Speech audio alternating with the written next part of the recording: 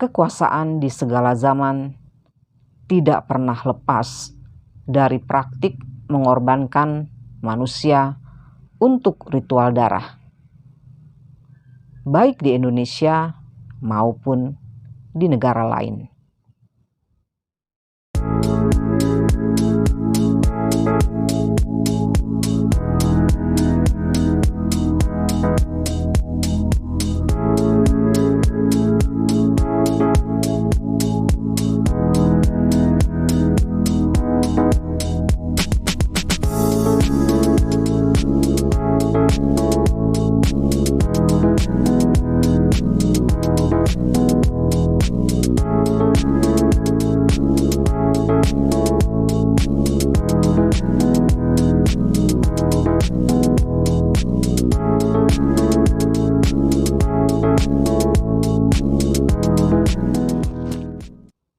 Teman-teman, kita jumpa lagi di vlog cerita Makcik Linda. Kali ini saya akan menceritakan kepada kalian episode ke-8 cerita saya. Di episode ke-7, saya sudah menceritakan sebagian dari tulisan saya yang pernah dimuat di rubrik Kumparan Plus, yaitu rubrik premium di media daring kumparan.com, yang judulnya Ritual Darah dalam Agama dan Kekuasaan. Sekarang saya akan melanjutkan membacakannya, yaitu merupakan episode ke-8 cerita saya. Sebagian pemimpin politik di Indonesia mempraktikkan dan mempercayai ritual jahat ini dengan penuh keyakinan. Salah satu ritual yang sering terjadi dalam praktik bernegara atau teater negara adalah praktik pembantaian massal.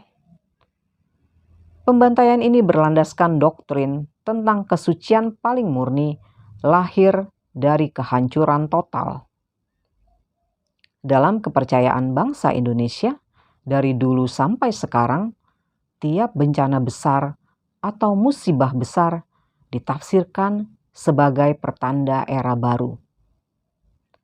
Hal ini dikekalkan melalui ramalan Jayabaya yang menunjukkan bahwa sebuah bangsa akan terhalang maju tanpa adanya pertumpahan darah.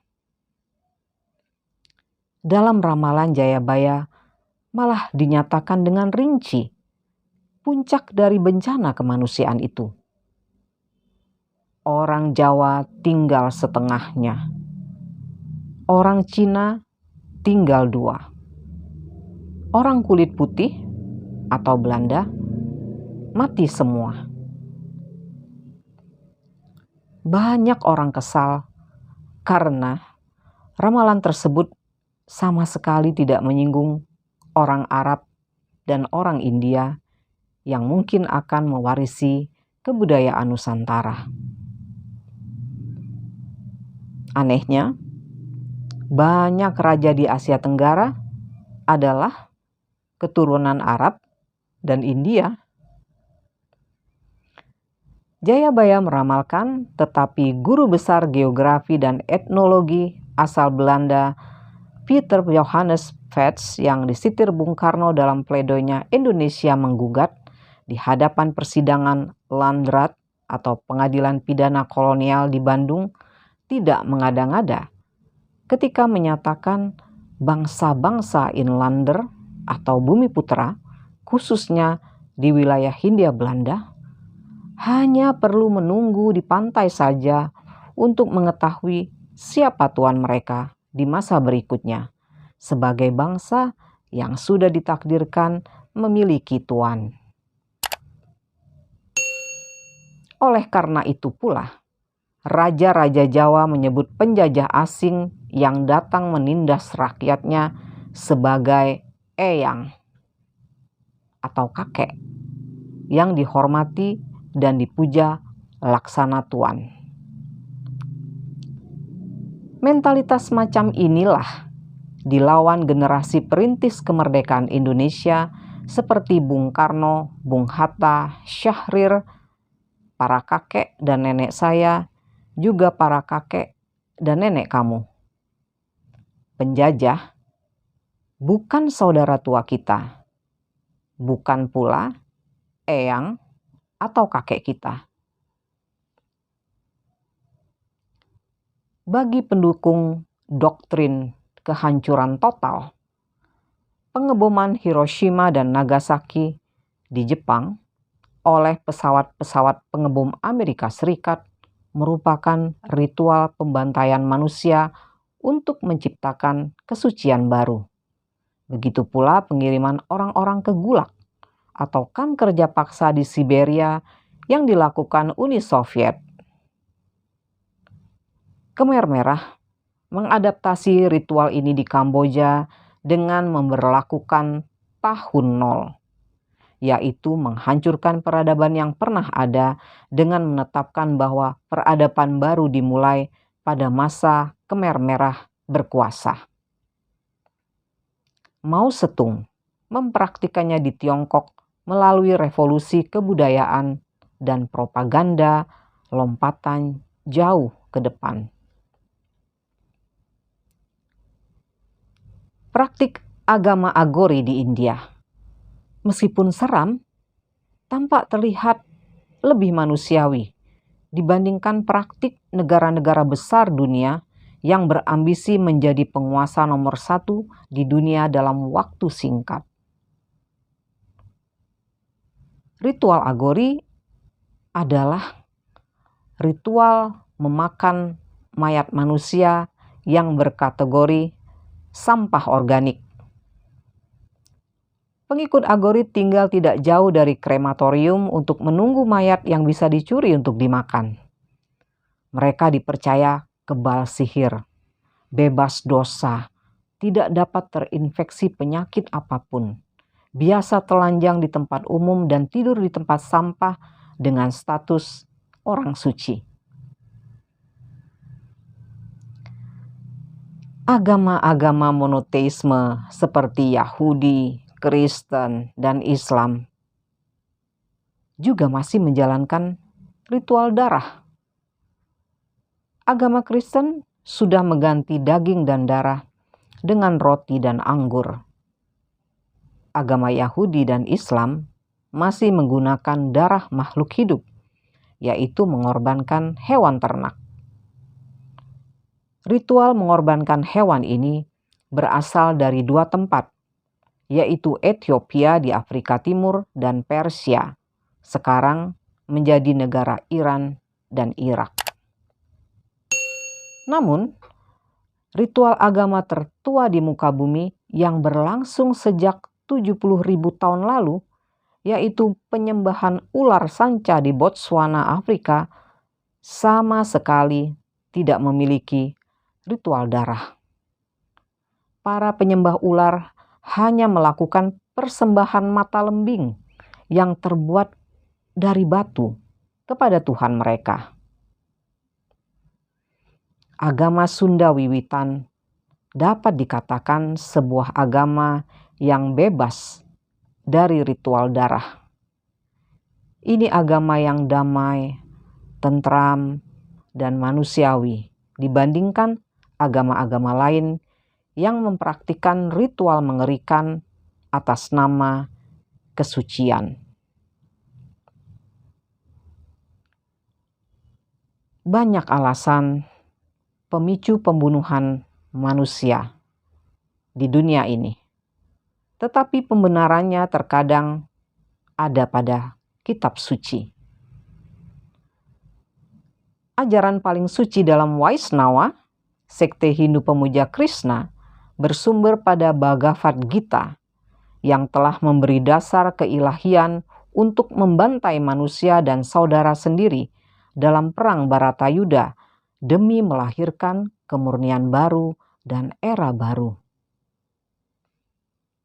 Salah satu tulisan Bung Karno yang dimuat dalam bukunya Di Bawah Bendera Revolusi mengutip dialog Dananjaya atau Arjuna dan Kesawa atau Krishna atau Tuhan dari kitab Mahabharata untuk menjelaskan betapa pentingnya melawan anasir-anasir kontra revolusi Kira-kira begini dialog tersebut seingat saya.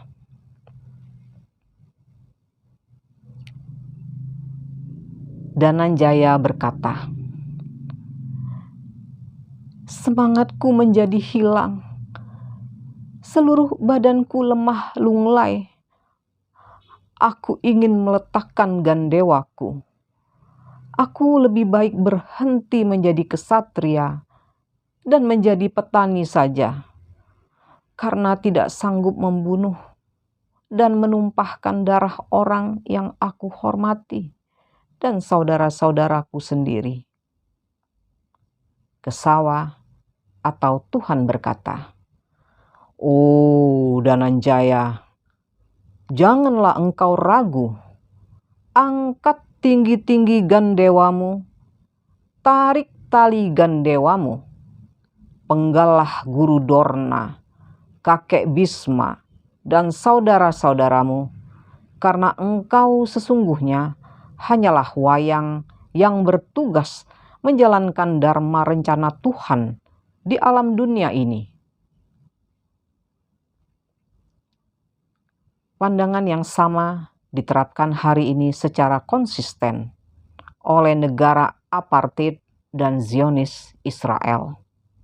Merampas tanah, membunuh, membantai, dan mengebom orang-orang Palestina semata-mata dengan keyakinan untuk menjalankan perintah Tuhan, yaitu menggenapi rencana Tuhan yang pada puncaknya akan memunculkan Mesias atau juru selamat dari genangan darah. Ciri Mesias sudah dekat adalah, menurut kepercayaan mereka, ketika peternak Israel menyaksikan sapinya melahirkan anak berwarna merah ceria.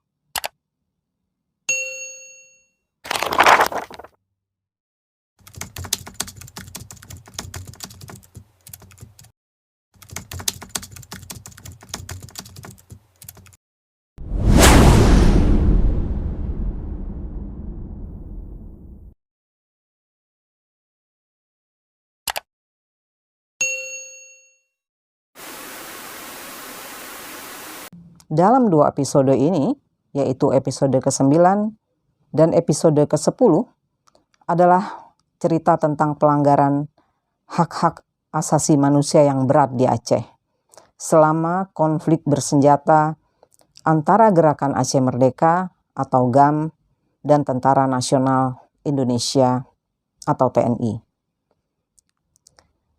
Dan selendang hitam ini juga sebagai tanda duka Makci untuk kematian tragis seorang bintara polisi yang peristiwanya terjadi di Jakarta belum lama ini dan kemungkinan kuat diduga melibatkan oknum jenderal. Judul cerita Makci ini adalah 3 makam untuk 1 nama. Aceh di masa konflik bersenjata. KKR Aceh bertujuan mengungkapkan kebenaran, pola, dan motif atas pelanggaran hak-hak asasi manusia atau HAM dalam konflik bersenjata di Aceh. Salah satu reportase mengerikan ditulis Mustawalat pada tahun 2010. Karena sulit menyatukan jasad yang tidak lagi utuh, pemakaman terpaksa dilakukan di 3 lokasi. Di bekas genangan darah, di tempat serpih berserak, dan di pekuburan kampung. 3 makam untuk 1 nama.